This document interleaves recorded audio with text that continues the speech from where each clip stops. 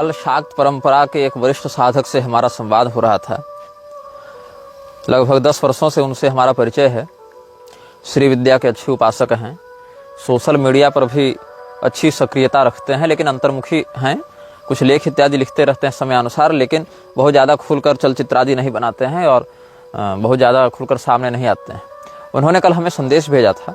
संदेश में वो कह रहे थे कि लगता है आंतरिक या बाह्य स्थिति में कोई तो संबंध है, क्योंकि 2010 में म्लेच्छराज की शक्तियों के द्वारा वो भी बड़े पीड़ित रहे थे और उनको कष्ट देने के लिए उसने भी बहुत उपद्रव करवाए थे। तो भगवती की स्तुति आराधना करके वो इस संकट से मुक्त तो हुए, किंतु बहुत ज़्यादा परेशान रहे। तो हमें भी वो कह रहे थे कि जब आपने ये सीरीज बनाई तो हमने देखा और हमें यह लगा कि जो आपके अनुभव हैं वो हमारे अनुभव से बिल्कुल मिलते जुलते हैं। तो आपने जितने स्थानों के नाम बताए उसमें एक स्थान बगदाद भी है और वो नक्शा भी हमको भेजे थे। उस नक्शे में उन्होंने एक चिन्ह बनाया है, रेखांकन किया है गोल रंग का, और ये जो नक्शा उन्होंने भेजा है ये तबरीज से होता हुआ तुर्कमेनिस्तान का हमें बताया था। तुर्कमेनिस्तान से आप कैस्पियन सागर पार करेंगे तो तबरीज का क्षेत्र आएगा। तबरीज से आप बढ़ेंगे इराक की ओर, बगदाद होते दमस्कस, और वहां से फिर आप लेबनान की ओर बढ़ेंगे, बेरूत की ओर बढ़ेंगे। तो ये जो मार्ग है ये म्लेच्छराज का अभी सक्रिय मार्ग है, ऐसा वो कह रहे थे। और उन्होंने नक्शा भी भेजा था इस चित्र को अभिव्यक्त करने के लिए कि वो क्या मार्ग है। तुर्कमेनिस्तान के मरुस्थल में हमने म्लेच्छराज की वर्तमान स्थिति बताई थी। उन्होंने बताया कि वहां से उसका जो मार्ग है आगे कैस्पियन सागर होते हुए तबरीज, वहां से बगदाद, वहां से दमस्कस, वहां से बेरूत की ओर बढ़ रहा है। तो इन्होंने रेखांकन करके मेडिटेरियन सी, कैस्पियन सागर से लेकर मेडिटेरियन सागर के मध्य के क्षेत्र में अभी उसकी सक्रियता बढ़ने वाली है, इस प्रकार से उन्होंने बताया था। मतलब एक सीमा में कैस्पियन सागर का पश्चिमी तट है और दूसरी सीमा में कायरो शहर है, मिस्र का कायरो शहर। तो इसके मध्य का जो क्षेत्र है वहीं पर आपको इजराइल, लेबनान और ये सब जॉर्डन, सीरिया, इराक और ईरान का पश्चिमोत्तर भाग मिल जाएगा। कुछ अंकारा, तुर्की इत्यादि का क्षेत्र भी पड़ेगा। अस्तु, फिर उन्होंने बताया कि अभी आपका स्वास्थ्य, आपकी धर्मपत्नी का स्वास्थ्य बहुत बिगड़ेगा क्योंकि वो असर करने वाला है। तो हमने कहा कि कुछ तो पीड़ा भी है भी हमारे शारीरिक दृष्टिकोण से, और कुछ चिकित्सकीय और कुछ मांत्रिक परामर्श हम ले भी रहे हैं, अनुष्ठान इत्यादि में प्रवृत्त भी हैं। और वीडियो तो आपको 14 तारीख से रिलीज हुए मिल रहे हैं, लेकिन रिकॉर्डिंग हम 12 तारीख से ही प्रारंभ कर दिए थे। और उसके एक दिन पहले से ही हमारे शरीर में एक विचित्र प्रकार की वेदना प्रारंभ हो गई थी, जो कल तक थी, आज तो बिल्कुल नहीं है। तो एक सप्ताह उसने हमें भी पीड़ा दी और भगवती कामाक्षा का आज ही हमने प्रदोष काल में दर्शन इत्यादि भी किया। और नित्यार्चन तो अपना यथासंभव श्रृंगार इत्यादि भगवती का चल ही रहा है। तो उस स्थिति में हमारे जो कष्ट थे वो बहुत हद तक शमित हुए हैं, और अन्य लोगों के भी जो कष्ट हैं वो भगवती की आराधना से शमित हों, इस प्रकार की हम मंगल कामना आप लोगों के लिए करते हैं। कुछ लोग प्रश्न कर रहे थे कि जो स्तर है या अस्तर है वो तो फीमेल डेटी है, वो तो देवी है, फिर ये जो म्लेच्छद्वय हैं ये दोनों कैसे उसका रूप धारण कर सकते हैं। देखो, पिशाच जो है, म्लेच्छ जो है, वो स्त्री और पुरुष के लिंग में आबद्ध नहीं होता है। आप धुंधुकारी का उदाहरण देखें, कभी अग्नि बन जाता था, कभी देवता बन जाता था, कभी पशु बन जाता था, कभी मनुष्य बन जाता था। तो यहाँ पर आप एक ही तत्व के द्वारा विभिन्न शरीर को धारण किया गया ऐसा देख सकते हैं। फिर आप अलग अलग प्रजाति छोड़िए, यहाँ लिंग परिवर्तन करना कौन सी बड़ी बात है। जब यक्ष कोटि के देवता दूसरे व्यक्ति को स्त्री और पुरुष में परिवर्तित कर सकते हैं तो स्वयं भी हो सकते हैं। वैसे पिशाच इत्यादि भी जब दूसरे को परिवर्तित करने का सामर्थ्य रखते हैं तो स्वयं भी हो सकते हैं, उस प्रकार के सम्मोहक आकृतियों को धारण कर सकते हैं।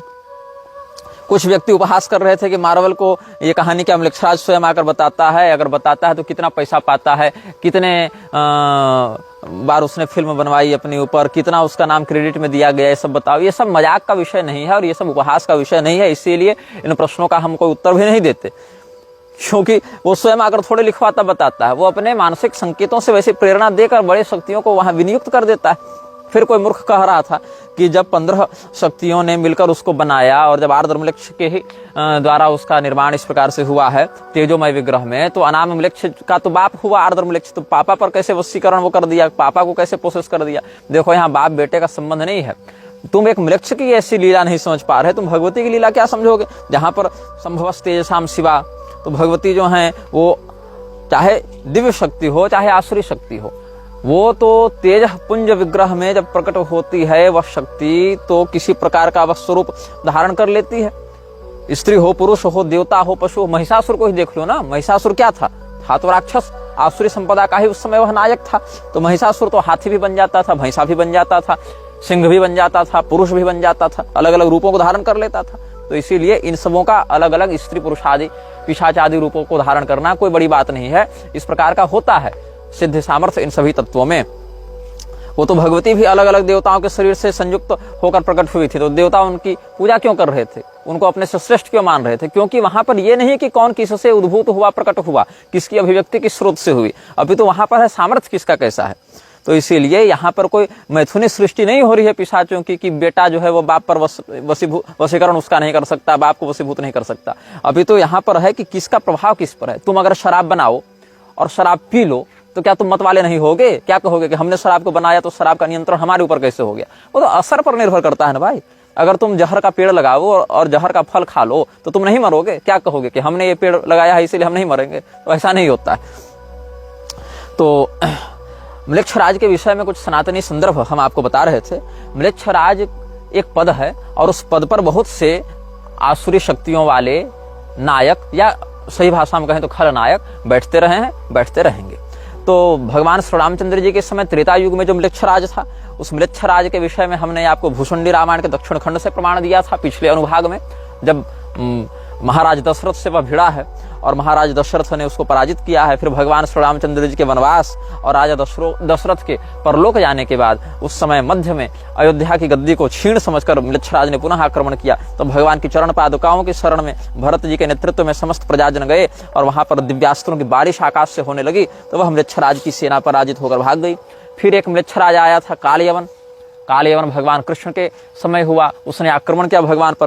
तो भगवान के श्रीमद् भागवत कथा सार के उत्तरार्ध में आप देखिए, दशम स्कंद के उत्तरार्ध में 51वां श्लोक, श्रीवत्साद्यस्तु चिह्नैः परिचितम् अथ तं म्लेच्छराजो गृहीतुं धावन्तं स्वन्वधावद् गिरिविलमविशत् तत्र तस्मिन् निविष्टे सुप्तं तत्रावलोक्याक्षिपदथ मुचुकुन्दं मुकुन्दं तु मत्वा तत्क्रोधाग्नौ सदग्धस्तुतिमथ निपतेराप कृष्णो विदग्धः। श्रीवत्स इत्यादि चिन्ह इसके हृदय में हैं। ऐसा देखकर नारद जी के द्वारा बताया हुआ परम पुरुष परम योद्धा यही है। ऐसा भगवान कृष्ण को पहचान कर वह म्लेच्छराज उनको पकड़ने के लिए जब दौड़ता है तो भगवान भी दौड़ते दौड़ते एक पर्वत की गुफा में घुस गए और वहां मुचुकुंद को सोता हुआ देखकर उसने सोचा कि यह तो मुकुंद है। और वहां पर जब उनको एक लात मारकर कालयवन जगाने का प्रयास करता है तो उनकी दृष्टि के तेज से वह भस्मीभूत होकर विनष्ट हो जाता है। ऐसे ही पूर्व भारत चंपू में भी म्लेच्छराज के रूप में कालयवन का वर्णन मिलता है। भूयो जित्वा गतम मा गधमथ मुचुकुंदेन तम म्लेच्छराजम संदाह्य द्वारकायां ससुखमुषितवान् योगनीतैः स्ववृन्दैः रेवत्याख्यां बलेन स्त्रियमुपयमयन् रुक्मिणीमिन्दिरांशां छित्यंशां सत्यभामामपि च परिणयन् जाम्बवन्नन्दनां च।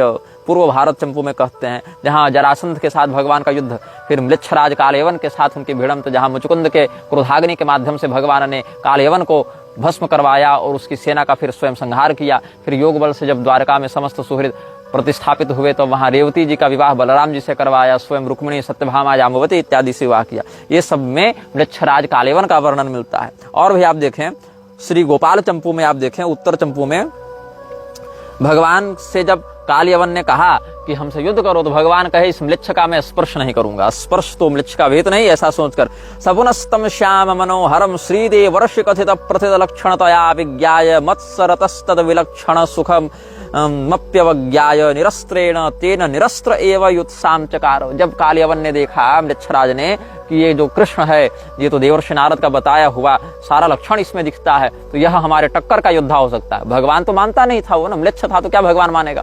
तो उसने कहा कि युद्ध करो। भगवान कहे हथियार नहीं। बोला ठीक है, हम भी बिना हथियार के लड़ेंगे, आकर कुश्ती लड़ो हमसे। तो भगवान क्या कहते हैं, कृतायाम च तेन युत्सायाम कृष्णस्तु तत्र वितृष्णस्तम विस्कंभमाणम कुत्सयाम चकार। भगवान ने कहा अरे नहीं नहीं, म्लेच्छ से क्या मैं स्पर्श करूं, म्लेच्छानाम स्पर्शम निच्छामयति। भगवान ने कहा म्लेच्छ से स्पर्श नहीं करवाएंगे। ततश्चतम स्पृष्टुमिच्छुर्म्लेच्छराजस्तदाभिमुखेन द्रुतमृच्छति स्म। अब जब भगवान ने कहा कि हम तो तुमसे युद्ध नहीं करेंगे और तो क्योंकि छूना पड़ेगा तुमको। तो म्लेच्छराज ने कहा अच्छा मुझसे स्पर्श नहीं कराओगे क्या, आओ हम तुमको पकड़ के छू के दिखाते हैं। सतद्रुतम द्रुतवान व्याहृतवांश्च त्वया स्पर्शा वेव जया जय परामर्शाय कल्पे याता मिते। तो भगवान जो है वो कहे कि देखो म्लेच्छ का मैं स्पर्श नहीं करूंगा, तो इस शर्त पर हम युद्ध करते हैं। यहाँ पर जो है वो एक शर्त का हम यहाँ पर प्रयोग करेंगे, एक प्रतिज्ञा युद्ध करते हैं कि हम भागेंगे और अगर तू मुझे पकड़ ले, मुझे छू ले, तब फिर तू जीत जाएगा। तो कहा म्लेच्छराज ने कि चलो ठीक है। तो पदे पदे स्पृश्यमेव द्रवंतम, भगवान कालेवन से इतनी ही दूर में दौड़ते थे कि कालेवन को लगता था कि अब मैंने छू लिया, अब मैंने पकड़ लिया, अब तो हो ही गया, थोड़ा सा और गति थोड़ी बढ़ाएंगे तो पकड़ ही लेंगे। तो पदे पदे स्पृश्यमिवं द्रवंतम द्रवम दधानम सरसम हसंतम, और भगवान हंसने लगे। तो अनुद्रवन कृष्ण उपद्रवत सप्लुतम दधद विप्लुत शक्तिरासीत। तो जो कालेवन जो है वो शक्तिहीन हो गया, थक गया बेचारा। तो तिस्रः कोट एता यवनानाम तत्र सांद्रता मापुः तद्राट चानुद्रुतवांश तदपि बकारिर्न केनचित् स्पृष्ट। तो कालयवन ने अपने 3 करोड़ योद्धाओं को कहा कि अरे देखो इसको पकड़ो, पहले तुम लोग इसको पकड़ो, इसको हम छुएंगे, हम जीत जाएंगे। तो 3 करोड़ सैनिक भी भगवान को घेरने का प्रयास करने लगे, लेकिन बकासुर को मारने वाले भगवान को कोई न पकड़ सका, कोई न छू सका। तो फिर भगवान वहां से भागते हुए, कालयवन कितना भी भगवान का तिरस्कार किया, कितना भी कालयवन ने भगवान को फटकारा, ललकारा, दुत्कारा, मतलब उलाहना दी कि अरे यदुवंशी होकर कैसे भागते हो, लेकिन भगवान उस दिन ईगो में कोई बात नहीं लिए, बोले पहले इसको मारेंगे तब। तो कैसे मारेंगे? तो ततश्च दक्षिणाहि मथुराया लक्षितं पश्चिमेन धवल नगरम गिरिमनु सज्य तेन तर्जमानोत्यदरी तद्दरी मवरीकृत्य कृत्य मनोवरीयान केशवस्त विवेश तन्निरोधाय तदैवेच्छन् म्लेच्छराजश्च तमधुना कुत्र वर्क्षितेति भरत स्वयं ननु विवेश। जब भगवान एक पर्वत की गुफा में घुस गए तो म्लेच्छराज पीछे से हंसता हुआ कहता, अब गुफा के बाद कहाँ भागोगे, अब तो मेरी पकड़ में आ गया तू, ऐसा कह के अंदर घुसा। तो देखता क्या है कि कोई वहां पर पुरुष सो रहा है और बड़ा सुंदर एकदम लंबी चादर तान के सो रहा है। तो उसने सोचा कि कहीं यही तो नहीं हमारा शत्रु है जो इतनी दूर से भगाकर हमको लाया है। तो भगवान ही सोए हुए पुरुष के रूप में है, ऐसा समझकर एक लात लगा दी और इक्ष्वाकुवंशी महाराज मुचकुंद के नेत्र की ज्वाला से वह भस्म हो गया। वो सोता हुआ पुरुष मुचकुंद थे, जो पहले देवताओं के सेनापति थे, रिटायर्ड जनरल साहब थे। जनरल साहब को जाकर लात मारी, जनरल साहब फौज के आदमी देखे क्रोध से तो मर गया ये।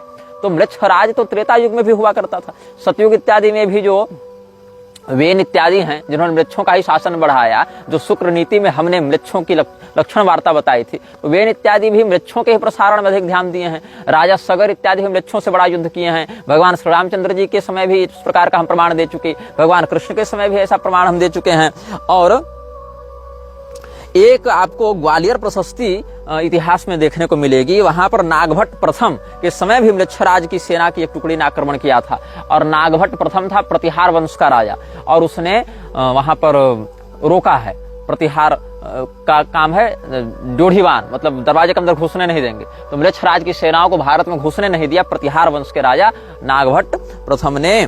तो इसका वर्णन आपको मिलेगा ग्वालियर प्रशस्ति इत्यादि जो शिलालेख इत्यादि उपलब्ध होते हैं, वहां ये सब आपको प्राप्त होंगे। कहीं कहीं म्लेच्छराज का नाम मिच्छराय के नाम से ही मिलता है अपभ्रंश में। तो अभिधान राजेंद्र इत्यादि जो कोश हैं वहां पर मिच्छराय को म्लेच्छराज का पर्याय माना गया है। ये सब भी, जैसे कल हमने म्लेच्छमापति बताया था, वैसे ये मिच्छराय जो है वह म्लेच्छराय शब्द का ही पर्याय है। इन सभी प्रकार के शब्दों से भी ये सब प्रमाण प्राप्त होते हैं। अब शुक्राचार्य जी ही म्लेच्छराज हैं या उसके गुरु हैं, ऐसा जो कुछ लोग कह रहे थे, उनको यह समझना चाहिए कि वस्तुतः शुक्राचार्य जी ही अपने अपर रूप से बृहस्पति का स्वरूप धारण करके देवताओं का मार्गदर्शन भी करते हैं। ऐसा महाभारत से स्पष्ट है। भृगो पुत्र कविर विद्वान शुक्र कविशुतो ग्रह त्रैलोक्य प्राण यात्रार्थम वर्षा वर्षे भया भये स्वयं भुवा नियुक्तस्सन भुवनम परिधावती। महाभारत से बता रहा हूँ। योगाचार्यो महाबुद्धिर दैत्यानाम अभवद गुरु सुराणाम चापि मेधावी ब्रह्मचार्य तव्रतः तस्मिन् नियुक्ते विधिना योगक्षेमाय भार्गवे। ये सब जो शास्त्रीय उदाहरण है उनके आधार पर यह समझना चाहिए कि म्लेच्छराज बिल्कुल अलग तामसी शक्ति है और शुक्राचार्य परम विद्वान सत्वनिष्ठ जितेंद्रिय महर्षि हैं। दोनों में सिद्धांत की दृष्टि से कोई साम्यता नहीं है। अब इसमें हम आते हैं न्यू वर्ल्ड ऑर्डर पर। न्यू वर्ल्ड ऑर्डर एक बहुत ही ज्वलंत विषय है जिस पर बहुत से लोग बहुत कुछ बातें कह चुके हैं, लेकिन सनातनी धर्मशास्त्रों में क्या न्यू वर्ल्ड ऑर्डर की भविष्यवाणी है? देखो, भविष्यवाणी का हम पहले बता दें, तुम लोगों को भविष्य मालिका उठाकर कोई लाएगा तो फिर इस चैनल से पहले ही निकल जाए। ऐसी फर्जी बातों पर हमको ध्यान नहीं देना है, हम पहले भी कह चुके हैं। ये भविष्य मालिका इत्यादि चक्कर में हमको वक्तव्य देने के लिए मजबूर मत करो। भविष्य मालिका में जिन बातों की भविष्यवाणी है तुम्हारे कहने के अनुसार, वो सब समय बहुत नजदीक आ रहा है, खुद देख लेना क्या होगा क्या नहीं होगा।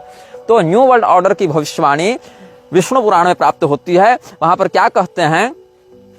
अल्प प्रसादा बृहत कोपा सर्वकाल मनृता धर्म रुचयः श्रीबाल गोवध कर्तारः परस्वादान रुचयोल्पसारास्तमिश्र प्राय उदितास्तमित प्राय अल्पायुषो महेच्छा शल्प धर्मालुब्धाश्च भविष्यन्ति तैश्च विमिश्रा जनपदास्तच्छीलानुवर्तिनो राजाश्रय सुस्मिनो म्लेच्छाश्चार्याश्च विपर्ययेण वर्तमानाः प्रजाः क्षपयिष्यन्ति। अब संस्कृत के इस गद्य का, विष्णु पुराण अंतर्गत गद्य का क्या अर्थ है? जो राजागण होंगे न्यू वर्ल्ड ऑर्डर में, वो कैसे होंगे? थोड़ी प्रसन्नता वाले, अत्यंत क्रोधी, सर्वदा अधर्म का आचरण करने वाले, अपनी प्रजा से झूठ बोलने वाले, मिथ्या भाषण में रुचि रखने वाले, स्त्री, बालक और गौवों की हत्या करने वाले, क्योंकि इसी से म्लेच्छराज का बल बढ़ता है ना। पर धन हरण में रुचि रखने वाले, अल्प शक्ति तमह प्रधान उत्थान के साथ ही पतनशील, म्लेच्छराज के बल का प्रयोग करके जितनी जल्दी ऊपर उठेंगे नीचे भी गिरेंगे, अल्पायु, महती कामना वाले, अल्प पुण्य और अत्यंत लोभी होंगे। इसके बाद के वचनों पर ध्यान देना, क्या कहते हैं? तैश्च विमिश्रा जनपदास्त क्षीरानुवर्तिनो राजाश्रय सुस्मिनो म्लेच्छाश्चार्याश्च विपर्ययेण वर्तमानाः प्रजाः क्षपयिष्यन्ति। क्या करेंगे? संपूर्ण देशों को परस्पर मिला देंगे, देशांत सीमा का निषेध कर देंगे तो न्यू वर्ल्ड ऑर्डर हो जाएगा। तो ये सब समस्त देशों को परस्पर मिला देंगे और उन राजाओं के आश्रय से ही बलवान और उन्हीं के स्वभाव का अनुकरण करने वाले म्लेच्छ तथा आर्य विपरीत आचरण करते हुए सारी प्रजा को नष्ट भ्रष्ट कर देंगे। ये हम नहीं कह रहे, और जो लोग कह रहे हैं कि तो फैंटेसी स्टोरी सुना रहा है, वेब सीरीज से चुरा कर सुना रहा है, तो ये बताओ ये किस वेब सीरीज से हमने चुराया और किस हॉलीवुड मूवी से चुराया और किस बाइबल और हदीस से हमने चुराया। इसीलिए कोई फैंटेसी सीरीज हम नहीं चला रहे हैं, एक बहुत ही सत्य घटना के आधार पर एक बात बताना चाह रहे हैं। अब देखो, म्लेच्छराज के विषय में आगे हम आपको कुछ विषय स्पष्ट करेंगे, पुराणों से करेंगे, और उसको हम आपको एक एक बात को अगर आप कलम कॉपी लेकर बैठें तो गणितीय विधान से भी समझा सकते हैं कि कहां पर कौन सी बात कैसे मिल रही है। कलयुग के 2000 वर्ष बीतने के बाद म्लेच्छ वंशों का विशाल साम्राज्य बढ़ने लगेगा, ऐसा भविष्य पुराण का मत है। द्विसहस्रे कलौ प्राप्ते म्लेच्छ वंश विवर्धिता भूमिर म्लेच्छमयी सर्वा नाना पथ विवर्धिता ब्रह्मा वर्तम मृते तत्र सरस्वत्यास्तटम शुभम मृच्छाचार्यश्च मूषाख्यस्तन्मतः पूरितम जगत। तो मृच्छों का आचार्य, मृच्छों का गुरु उसमें कौन होगा? मूषा नाम होगा उसका। तो मृच्छाचार्य मूषा के मत के द्वारा पूरे विश्व पर अपना प्रभाव स्थापित किया जाएगा। और अभी कलयुग के लगभग 5000 वर्ष बीते हैं और कलयुग के 2000 वर्ष बीतने पर मूषा का आगमन हुआ था। तो अर्थात इसका अर्थ यह भी हुआ कि वर्तमान जो म्लेच्छराज है, आम्राट के बाद जो बना म्लेच्छराज, आम्राट को तो गोपाल वर्मा ने मार दिया था, कलयुग के आने के बाद आम्राट बना म्लेच्छराज, उस गद्दी पर वह बैठा था। उससे पहले 1-2 म्लेच्छराज और हुए हैं जो महाभारत में मारे गए थे, जिनका वर्णन महाभारत में मिलता है। और उससे पहले कालेवन था म्लेच्छराज, उसको भगवान ने मुचकुंद के हाथों निपटवा दिया था। तो कालेवन के मरने के बाद 1-2 पीढ़ी के बाद और आम्राट इत्यादि हुए म्लेच्छराज के पद पर। तो आम्राट तो गोपाल वर्मा के द्वारा मार दिया गया। उसके बाद कलयुग के 1000 वर्ष बीतने के बाद जो आर्द्र म्लेच्छ है वह म्लेच्छराज के पद पर बैठा, जो कि अभी तक बारंबार शरीर बदल बदल कर अपने पैशाची विद्या का आश्रय लेकर और अनाम म्लेच्छ के सहयोग से बना हुआ है अभी तक।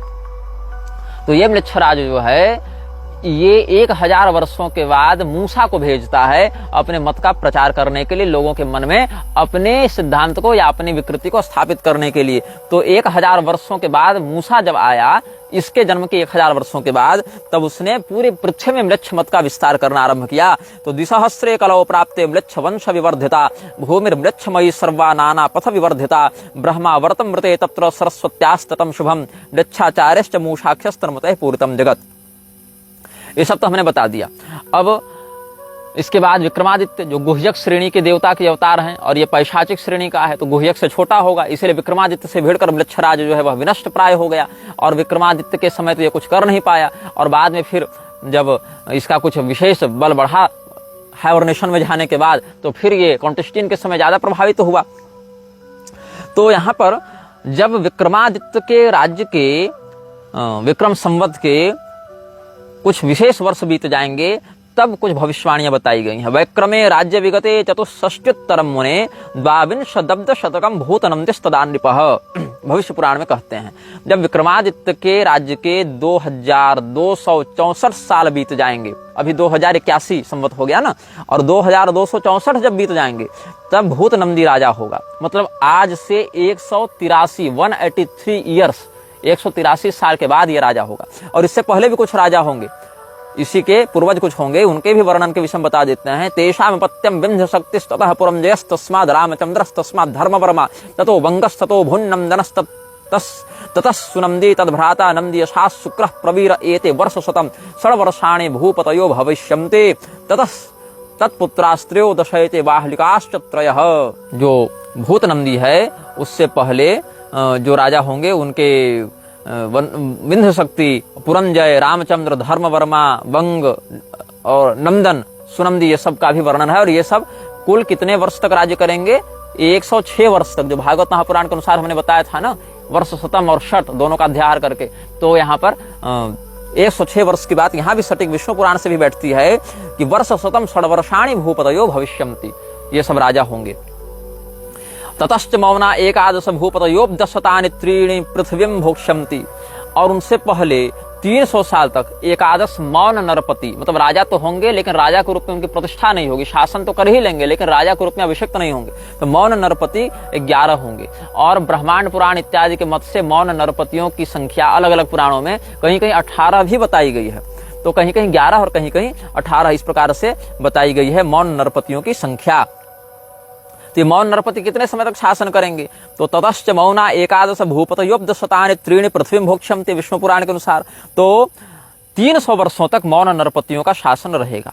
तो अभी कितना आप 1947 से जोड़िए, 1947 से अगर आप जोड़िएगा 300 साल, और उसमें विक्रम संवत में उसको अगर आप परिवर्तित करने के लिए और उसमें 57 जोड़िएगा, तो अंग्रेजी दिनांक से 2304 जब ईस्वी आएगी। वैक्रमे राज्य विगते चतुष्षष्ट्युत्तरम मुने द्वाविंशदब्द शतकम भूतनंदिस्तदा नृपः। तो कितनी सटीक गणना दोनों की बैठ रही है। अगर विक्रम संवत में हम परिवर्तित करें तो भविष्य पुराण और विष्णु पुराण और श्रीमद् भागवत तीनों में जो भविष्यवाणियां हैं वो कितनी सटीक बैठ रही हैं। अब इसमें आगे देखिए भूतनंदी इत्यादि का राज्य जो है वो कैसे आगे बढ़ेगा। तो भूतनंदी का राज्य जो है वो 50 वर्ष तक रहेगा। तो शतार्धम तो ततो राजा शिशु नंदिर बहुवः। जब 50 वर्ष भूतनंदी राज्य करेगा तो उसका बेटा फिर उसका उत्तराधिकारी फिर शिशु नंदी होगा। वो देवताओं की पूजा छोड़कर केवल नागों की पूजा करेगा और वह 20 वर्षों तक चकार राज्यम विंशाब्दम यशो नंदिस्ततोनुजा, 20 वर्ष तक वो राज्य करेगा। फिर उसका छोटा भाई यशो नंदी राजा बनेगा। भ्रात्राश्रम स्वयं प्राप्त नाग पूजा परायण, ये भी नागिन सिद्धि करके नाग सिद्धि करके ये भी 25 वर्ष तक राज्य करेगा। 25 वर्षाणि सच राज्य मची करत ततस्तनयो राजा स बभूव प्रवीरक। उसके बाद उसका बेटा प्रवीर या प्रवीरक राजा बनेगा और यही 11 वर्षों तक राज्य करेगा। एकादशाब्दम तद राज्यम कर्म भूम्याम प्रकृतितम। और यह जब देखेगा कि मृक्ष राज्य के माध्यम से इसके राज्य पर आक्रमण किया जाएगा और ये राजा प्रवीर अपनी सेना लेकर मृक्ष राज की सेना से युद्ध करने के लिए जाएगा। और कहाँ जाएगा? ये वही बाहली के देश में जाएगा। कश्मीर और अफगानिस्तान के बीच में ये युद्ध होगा। तो कितने समय तक युद्ध होगा? कदाचित बाहली के सेनया सार्धमागत, 11 साल तो राज्य करेगा प्रवीर और फिर अपनी सेना लेकर मृक्षराज से टकराने के लिए निकल जाएगा। मास मात्रांतरे मृक्षा लक्ष्य संख्या मृतिंगता तत्र तैर भवद युद्धम पैशाचर मृक्ष दारुण। पैशाच मत का विस्तार करने वाले दारुण मृक्षों के माध्यम से अब युद्ध होगा। तो 1 महीना ये युद्ध चलेगा और 1 महीने में 60,000 भारतीय सैनिक मरेंगे और 1 लाख मृक्षराज के सैनिक मरेंगे। तो कौन हारेगा इसमें? मृक्षराज हारने लगेगा। मास मात्रांतरे मृक्षा लक्ष्य संख्या मृतिम गताः तथा 60,000 नाग भक्तालयम गताः।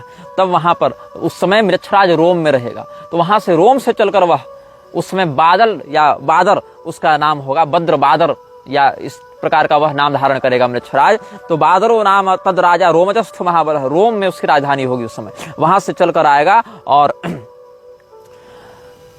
यशोनंदी को बुलाकर अपनी पुत्री का कन्यादान कर देगा। यशोनंदी कौन है? प्रवीर के पिता हैं। तो प्रवीर को वो अपनी सेना देकर भेजे थे, जा बेटा लड़ो उधर। तो यशो नंदिन माहू यददो जालवतीम सुताम गृहीत्वा म्लेच्छराजस्य सुताम गेहमुपागतः, और म्लेच्छराज की बेटी से शादी करेगा कौन? यशो नंदी, और जालवती नाम की कन्या से विवाह करेगा, और वहां से बाहलिक नाम का एक पुत्र उत्पन्न करेगा, और बाहलिक इत्यादि 13 पीढ़ियों तक राज्य करेंगे। तो ये पूरा खानदान भारत पर 400 साल राज्य करेगा। तदन्वये निपा जाता बाहलिकाश्च त्रयोदश चतुश्शतानि वर्षाणि कृत्वा राज्यम मृतिम गता।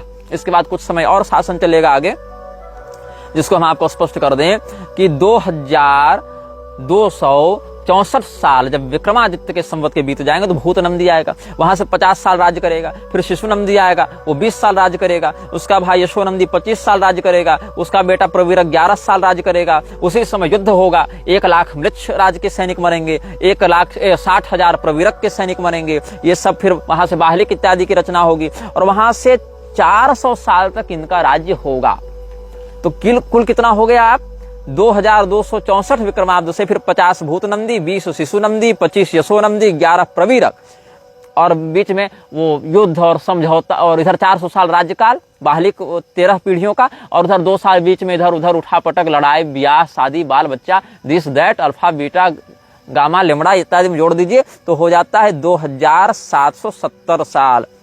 और 2770 साल में फिर गृह युद्ध शुरू होगा, और 2 साल गृह युद्ध चलेगा। और जब 2772 साल हो जाएंगे विक्रमादित्य के संवत के कुल, मतलब आप जान लीजिए अभी 2081 हुए हैं, और 2772 जब आएगा, मतलब आज से 691 साल के बाद भारत में जब गृह युद्ध छिड़ेगा, तब राजा पुष्यमित्र द्वितीय का आगमन होगा। इनको पुष्पमित्र भी कहते हैं और पुष्यमित्र भी कहते हैं, दोनों इनके नाम के आगे प्राप्त होते हैं। तो ये पुष्यमित्र क्या करेंगे? पुष्पमित्र या पुष्यमित्र राजा का क्या कार्य है ये देखो। राज्यम विक्रमतो जातम समाप्ति मगमत तदा पुष्यमित्रे राज्यपदम प्राप्ते समभवत तदा शतवर्षम राज्यपदम तेन धर्मात्मना धृतम अयोध्या मथुरा माया काशी कांची ह्यवंतिका पुरी द्वारवती तेन राजा च पुनरुद्धृताः। जब पुष्यमित्र राजा बनेंगे 2 वर्ष विद्रोह के बाद, तब 100 वर्ष तक फिर वही राजा रहेंगे।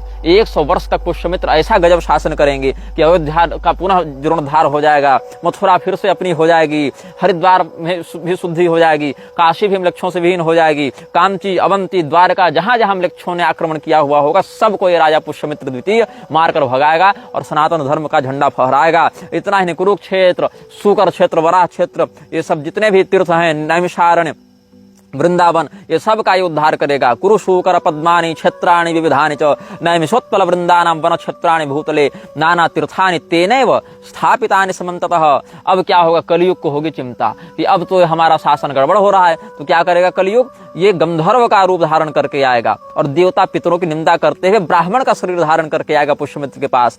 तदा कलिः सगंधर्वो देवता पितृदूषकः ब्राह्मणं वपुरास्थाय पुष्यमित्रमुपागमत नत्वोवाच प्रियं वाक्यं शृणु भूप दया पर। और प्रणाम करके कहता, हे राजन, हे दयालु पुष्यमित्र, आप हमारी बात को सुने। ये जो आर्य देश में, जो आप आर्यावर्त में पितरों के लिए श्राद्ध इत्यादि कर रहे हैं, आर्य देशे पितृगणाः पूजार्हा श्राद्ध तर्पण, ये भारी पाखंड है, ये ढोंग है। ये पितरों के लिए श्राद्ध करना बंद कर दो।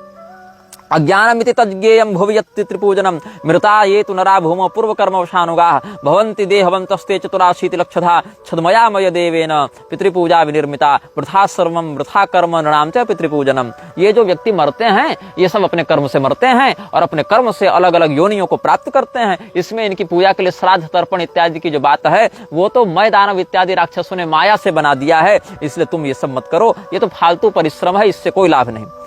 तो जब इस प्रकार से कलयुग, साक्षात कलिपुरुष को आना पड़ेगा, क्योंकि म्लेच्छराज तो उसमें निर्बल होने लगेगा, तो साक्षात कलिपुरुष को हस्तक्षेप करना पड़ेगा। और वह कलिपुरुष फिर इस प्रकार से जब कुतर्क करेगा तो ये राजा हंसने लगेगा। और इति श्रुत्वा वचो घोरम विहस्याह महीपति भवान मूर्खो महामूढ़ो न जानीश परम फलम।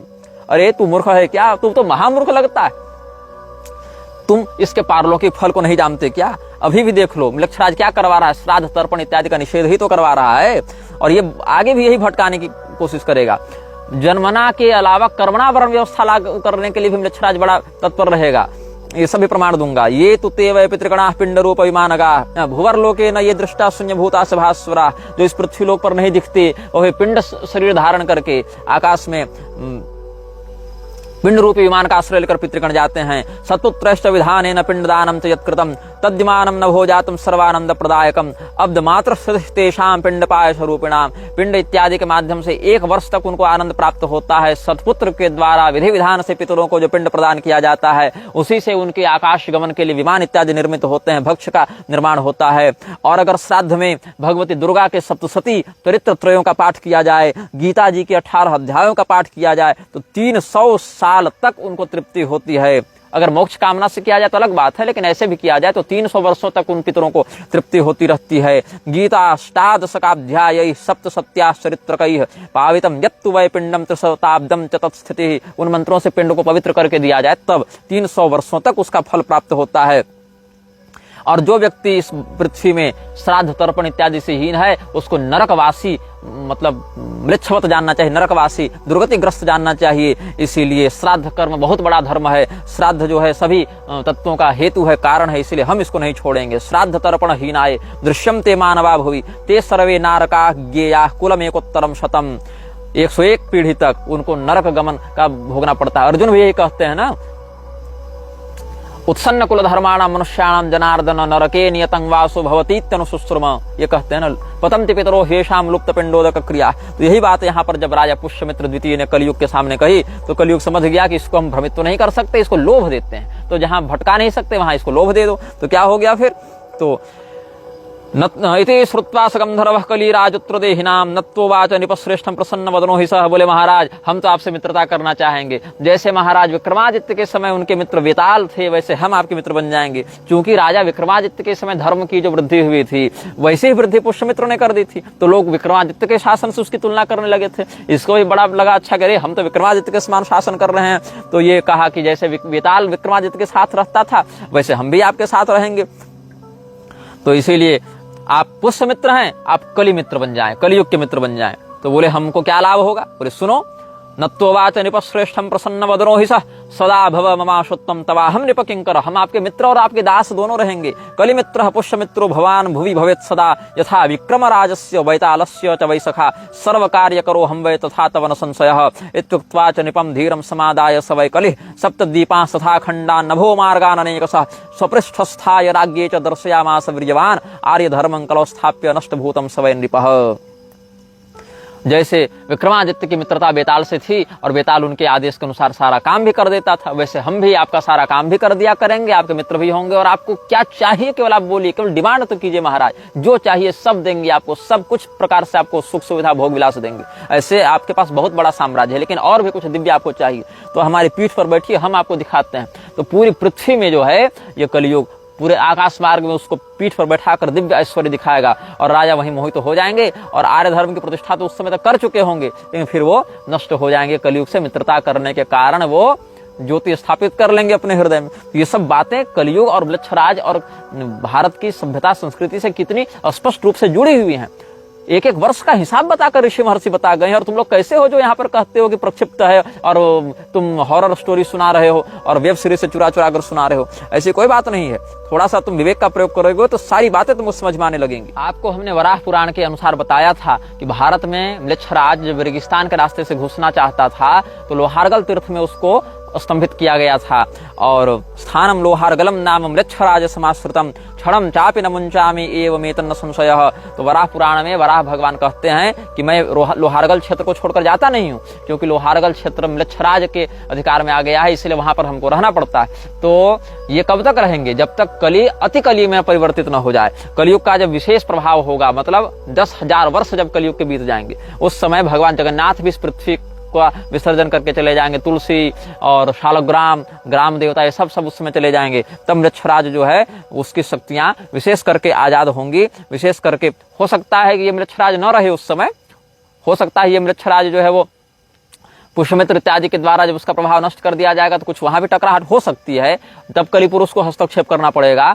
लेकिन म्लेच्छराज के पद पर जो भी उस समय शक्ति होगी, चाहे यही हो चाहे इसी के समानांतर कोई सत्ता हो, लेकिन वह 10,000 वर्ष जब कलयुग के बीत जाएंगे उस समय एक बहुत भयंकर उपद्रव होगा। क्या उपद्रव है? जो लोग मर गए थे इस्लाम के लोग, महामोद के जो अनुयायी हैं, जिनको नष्ट कर दिया गया था आर्य सैनिकों के द्वारा, सनातनियों के द्वारा, उनको फिर से जगाया जाएगा, उनको फिर से प्रवर्तित किया जाएगा। तब क्या कहते हैं?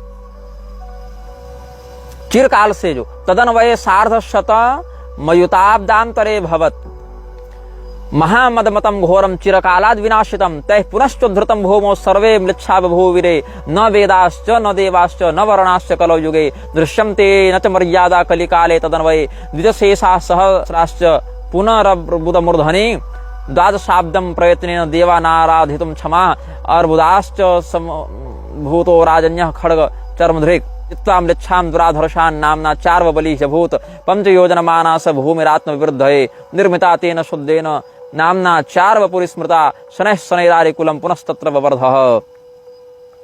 और क्या होगा? शतार्धाब्दं प्रयत्नेन तेन राज्यं महत्कृतं तदन्वये सार्धशतं नृपाश्चासंस्तदा मुने अयुताब्दांतरे वीरा म्लेच्छमित्राश्च शंकरा म्लेच्छकन्योद्वहा घोरा नाम मात्रार्य मार्गगा तदा मलयदेशस्थर म्लेच्छर्लक्ष प्रमाणकैः आर्बुदार्यैः समं युद्धमभवल्लोमहर्षणम् वर्णमात्रांतरे जित्वा मालवस्था महाबलाः मण्डलिकपदातेश्च मुक्तमार्गैः समं ततः ४४ वर्षाणि जगति तले म्लेच्छ भूपाश्च शतशो बभूः स्वल्पजीविनः २५ सहस्राणि तेषां संख्या च भूभुजां ये तु पुण्या महीपाला पूर्वजन्म तपोद्भवा तेषां लीला च मुनिभिः पुराणेषु प्रकृतिता नाना संवत्कराः सर्वे पैशाचा धर्मदूषकाः भवत्यब्द सहस्राणि व्यतीतानि कलौ युगे जाता म्लेच्छमयी भूमि रलक्ष्मिस्तु जने जने। यहाँ पर अक्षर जो है वो कटा हुआ था, तो यहाँ पर अर्थ से समझना चाहिए रलक्ष्मिस्तु जने जने। तो अर्थ क्या है इन बातों का? सामान्य अर्थ हम आपको बता दे रहे हैं।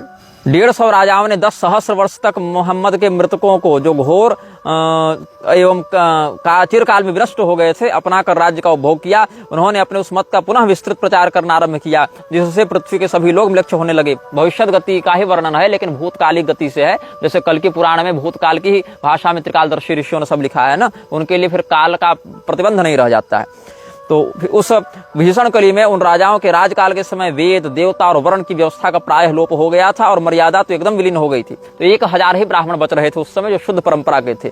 वो अर्बुद पर्वत के माउंट आबू के शिखर पर जाकर सप्रयत्न देवताओं की आराधना करने लगे। तो अर्बुद पर्वत से देवता लोग एक नायक को भेजते हैं जो खड्ग और ढाल लेकर था। उसने 5 योजन की भूमि जो है उसने पहले कब्जा की। 5 योजन मतलब मान लीजिए आप 65 किलोमीटर लंबी चौड़ी भूमि, एक जिला उसने मुक्त करवाया पहले, और कहा पहले यहाँ पर हम धर्म की प्रतिष्ठा करते हैं। और वहीं पर अपनी राजधानी बनाकर उसने, अर्वबली राजा था तो अर्वपुरी उसने बनाई, और पहले तो 5 योजन की भूमि को शुद्ध किया उसने, और वहां से फिर अपनी राजधानी बना के फिर दिग्विजय करने के लिए निकला।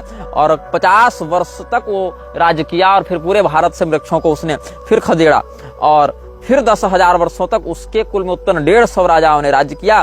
और 10,000 वर्ष तक जब इस प्रकार की स्थिति कुछ ठीक ठाक रही या रहेगी, यहाँ भविष्यत गति से आप समझें इस बात को, तब फिर लोग वही भटक जाएंगे। तो म्लेच्छों की कन्याओं से विवाह करने लगेंगे, और जो आर्य मार्ग के अनुयायी लोग रहेंगे वो म्लेच्छों से मित्रता कर लेंगे, म्लेच्छों की लड़की से विवाह करने लगेंगे। आज भी नहीं देखते हो, कोई हिंदू अगर मुसलमान की लड़की से विवाह कर ले तो उसको बहुत हीरो के समान दिखाया जाता है। वाह देखो, एक मुसलमान की लड़की को हिंदू बना लिया। अरे मूर्खो, तुम म्लेच्छराज के ही काम को सीधा कर रहे हो, साध रहे हो। और उस समय क्या होगा, जब ये लोग अपने तपोबल से क्षीण होने लगेंगे, तब 1 लाख म्लेच्छ आक्रमण करेंगे एकजुट होकर, और फिर वहां पर भयंकर युद्ध होगा। और भयंकर युद्ध में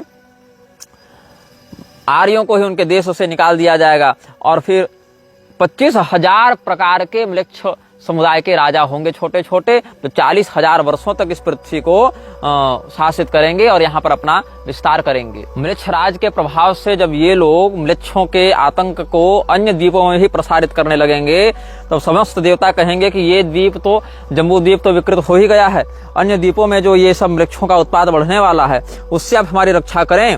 तो भगवान वहां पर क्या करेंगे, फिर जो विश्वकर्मा हैं उनके माध्यम से एक सुरक्षा कवच का निर्माण करवाएंगे। देवराजेंद्र के आदेश से विश्वकर्मा जी ने एक दिव्य यंत्र बना दिया है, 7 समुद्र में उन यंत्रों को स्थापित किया है, ताकि जो मनुष्य है वो एक द्वीप से दूसरे द्वीप पे न जा सके। यहाँ जम्बू द्वीप के 7 समुद्र नहीं है, ये सब पैसिफिक और इंडियन ओशन और आर्कटिक ओशन, ये सब यहाँ पर बात नहीं हो रही। यहाँ पर जम्बू द्वीप से पुष्कर द्वीप के मध्य की बात हो रही है। तदा तु भगवान चक्रो विश्वकर्मा नाम ब्रवीत भ्रमिश्च नाम यंत्रो यम संस्थितः सप्त सिंधुषु त्वया विरचितस्तात तत्प्रभावान् नरा भुवि अन्य खंडे न गच्छन्ति स च यंत्रस्तु मायिना मयेन भ्रंसितो भ्रात्रा म्लेच्छै सार्धं समन्ततः सप्तद्वीपेषु यास्यन्ति मनुजामवैरिणः। तो विश्वकर्मा जी के द्वारा जो बनाया गया यंत्र था, अवरोधक था, जो बैरियर था, उसको मैदानों ने अपनी माया से नष्ट कर दी थी।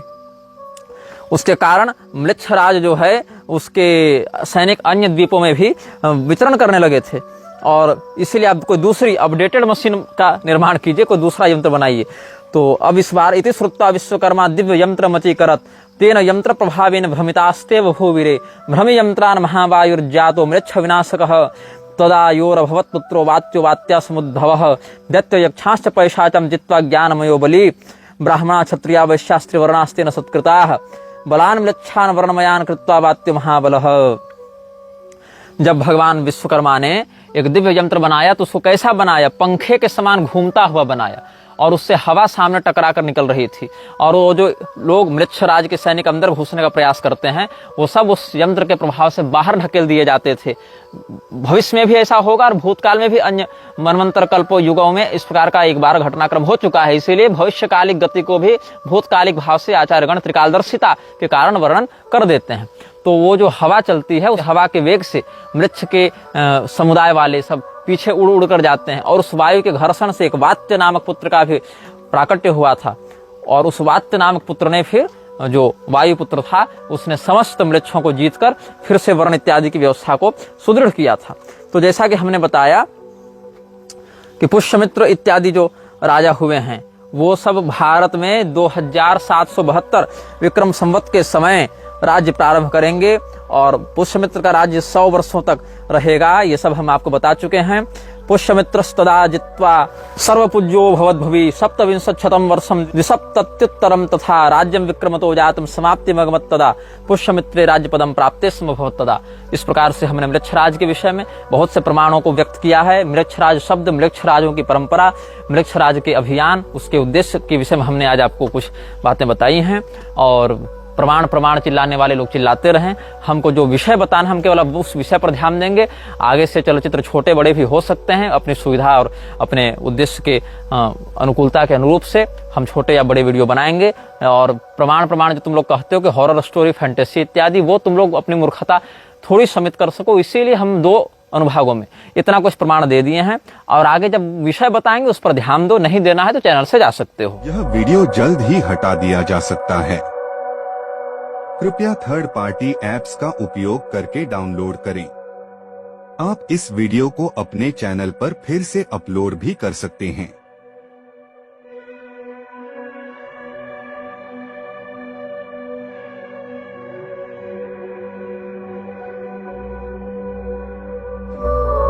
This video may get deleted soon. Please download using third-party apps. You may also re-upload this video on your channels. Thank you.